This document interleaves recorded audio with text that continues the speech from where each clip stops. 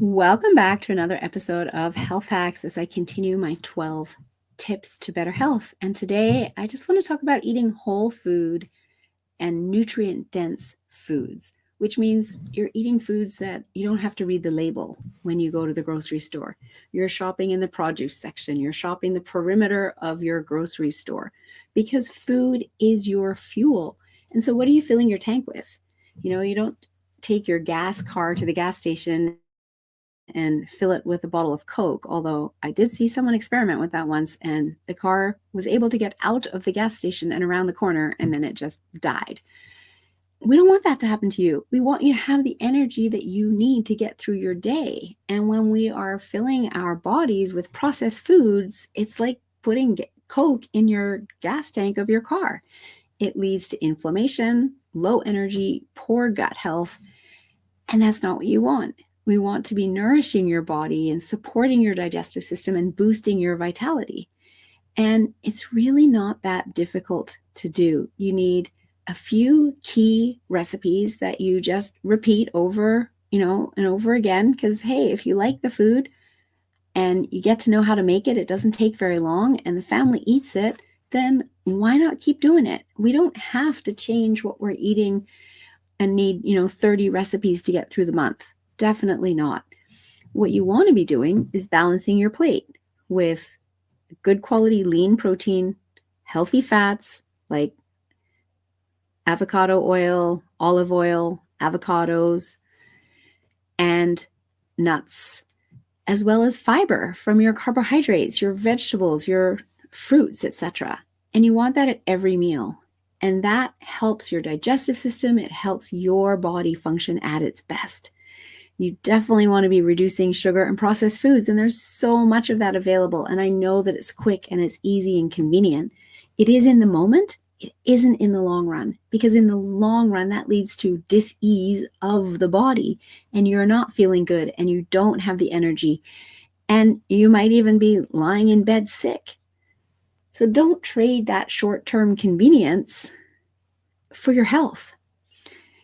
And eat the rainbow. We talk about that all the time. I have a rainbow booklet for kids so that you can stick it on the fridge and you can have the kids cross off the colors of the rainbows, have them go shopping with you, have them choose brightly colored vegetables in different colors that they want to have on their plate.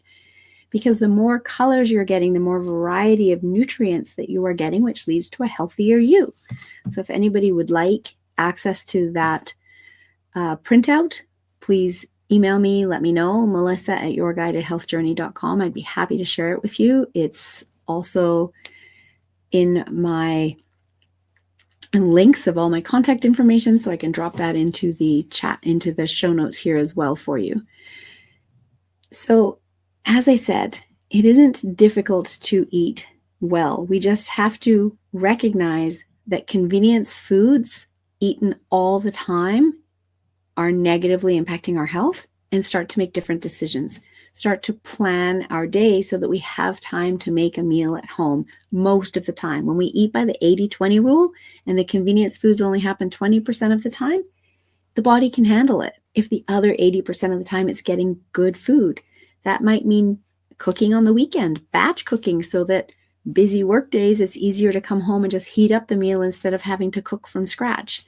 I know people who batch cook with their neighbors and then swap the food. So one neighbor will make a whole bunch of one dish and another makes a whole bunch of one dish, and then they split it up so that they get some variety in their week and they're supporting their own health needs, because this is all beautifully homemade food that fuels your body the way your body wants to be fueled, giving you more energy, giving you better digestion, and reducing your risk of chronic illness.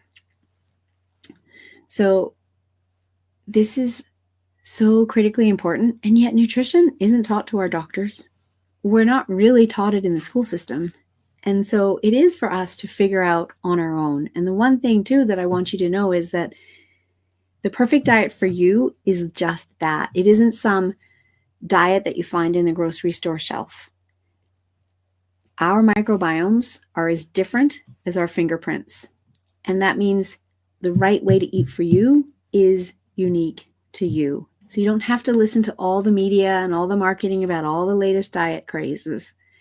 Instead, what you might want to do is continue tuning into this podcast, go back a few series. I had Tess Masters on my show very recently, and she was talking about the right way to eat and how we really want to have personalized health and